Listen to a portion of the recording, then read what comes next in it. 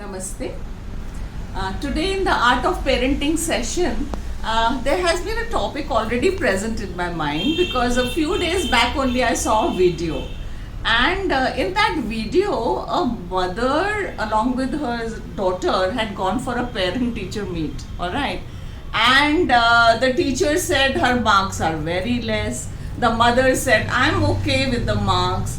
And the teacher said, आप थोड़ा सा मेहनत करिए बच्चे के साथ. Mother is a person, a lady who's making tiffins and selling them in the neighborhood.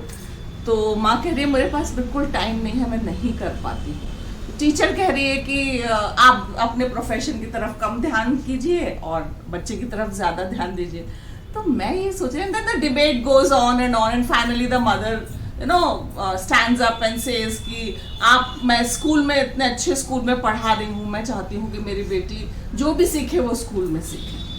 And the teacher also doesn't know what to say to this particular argument. And then उसके नीचे जो comments थे उसमें भी इतना कुछ था. Teacher is right, parent is right, teacher is wrong, parent is wrong. So this kind of a thing. So I thought, why such a debate? Join hands कहाँ होंगे? गॉड ने भी पेरेंट्स बनाए हैं, मदर एंड फादर. जब mother और father दो जने मिलके बच्चे को ब्रिंग अप कर रहे हैं, आई नो सिंगल पेरेंट्स भी होते हैं और वो भी मैनेज करते, पर एक कमी बच्चे की लाइफ में हमेशा रह जाती है सिंगल पेरेंट के साथ. तो I don't want to comment it, but then I know every parent wants to do the best for the child. But here when two people are holding hands together to bring up a child.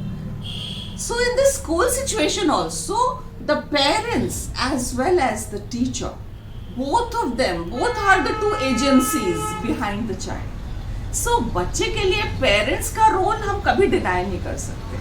आप कितने भी busy हैं, आपने कितने भी अच्छे school में डाला है, अगर आपने बोर्डिंग स्कूल में डाला है तो मैं मान सकती हूँ कि आप बोर्डिंग स्कूल में बिल्कुल इंटरफियर नहीं कर सकते बिकॉज बच्चा आपसे बात ही नहीं कर रहा है, वो बोर्डिंग करिकुलम में है. Okay, that is under. But then boarding curriculum क्या है? बोर्डिंग करिकुलम है सुबह 6-5 बजे से उठ के बच्चा बोर्डिंग हॉस्टल के रूल्स से बंधा हुआ है. सुबह दोपहर शाम गेम्स, फिर रात को नाइट स्टडी, रात की पढ़ाई, फिर रात को कब सोना है, एवरीथिंग इज बीइंग मॉनिटर्ड. तो वहां पे आप एज अ पेरेंट नहीं है, पर वहां पे मेट्रन है, स्कूल टीचर्स हैं, हाउस मास्टर है जो उसका ध्यान रख रहा है. ऑलराइट. तो वहां पे भी कंप्लेंट अगर टीचर को होती है तो वो किससे कहता है? बच्चे के हाउस मास्टर से, बच्चा जिस हाउस में है उसके इंचार्ज से, कि भाई आपके हाउस का बच्चा, आपके बोर्डिंग का बच्चा यहाँ नहीं पढ़ रहा है. अब यहाँ टीचर किससे कहेगा? पेरेंट से कहेगा. So as a parent never undermine your responsibility towards the child. आप बिजी हैं, ठीक है, आप बिजी के साथ साथ आपको अपने बच्चे को भी संभालना है. आप कभी भी एक ये रीजन नहीं दे सकते कि I am busy, I can not look after the child, I have sent my child to the school, so the child's performance is the school's responsibility. School will always require a supporting hand. So जैसे एक मिट्टी का घड़ा होता है, अंदर से भी थपथपाना, बाहर से भी थपथपाना, तो वो एक शेप लेता है. तो वही शेप कौन कौन दिलवा रहा है?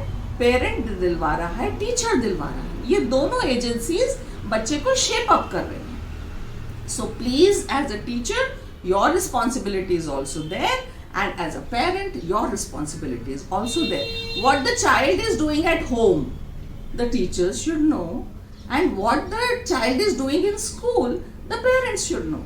So it is as simple as that. There was hardly anything to debate about actually. So I thought let me take up this topic for today's session and just see how you feel about it. So please as a teacher never undermine your responsibility कि हमने तो पढ़ा दिया, बच्चे ने नहीं पढ़ा.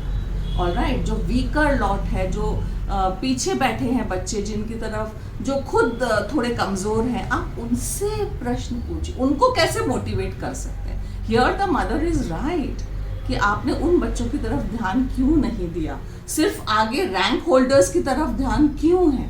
So there that point is understandable, but the total responsibility cannot be only on one particular person's shoulders.